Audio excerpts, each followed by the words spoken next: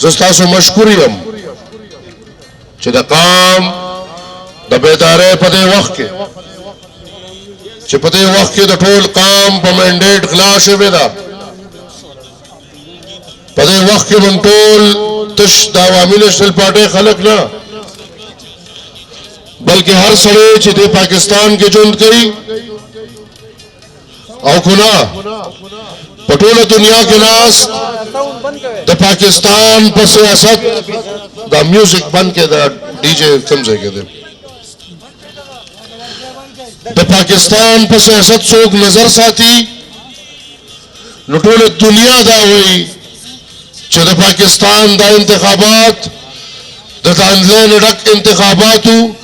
د پاکستان دا انتخابات چې چا پټ کړي دي ټولې دنیا ته مخامخ ده او بیا د دنیا چې کوم خلک دي هغې په دې لګیا دي نن په ارګنایزیشنز لګیا دي چې په پښتونخوا کې 50% داندلي شوې ده ګرانو وروڼو ګرانو مشرانو د خټک صاحب خبره نن ټول خلک د هغې محبوبا سندرې وایي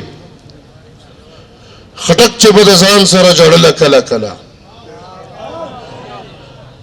موږ او تاسو د هغې خلکو وارثان یو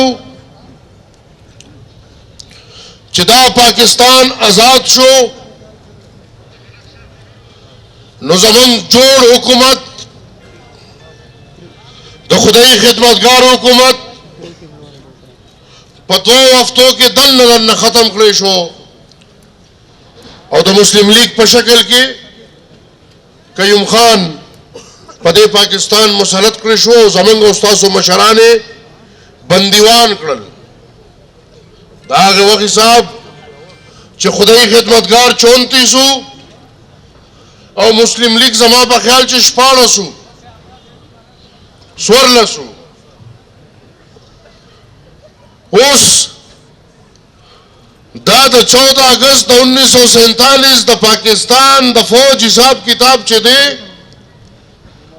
نو هغه د لومبنۍ وزن دا دی چې په 4 باندې 14 دي نو دا زورور دي د دې ریاضي الټا ده اول خو موږ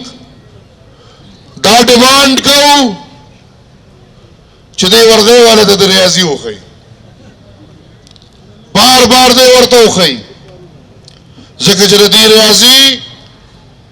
الټا روانه ده ګرانو وروڼو ګرانو مشرانو نن ټول خلک دا خبره کوي خو چې موږ راوتي یو په 100 چوک کې ولاړ یو او نور په سړکونو دي دغه فرق دی په نورو کې او د باچا خانو د خدای خدمتګارو په بچو کې چې هغې د هېڅ نه یارېږي نن هغه خلک د یارې په پړستلو کې هم نوم نشي اخیستی خو الحمدلله چې زما د قام غلا یې کړې ده نن عجیبه کار دی زورور خو زورور دی زه منم بدماشي دې منم وروره ټوپه ده در سره ټینک دی در سره پوره نظام دی در سره زور دې منم بدماشي دې منم اختیار دې نه منم آئین کې درله اختیار نه دی درکړی شوی نن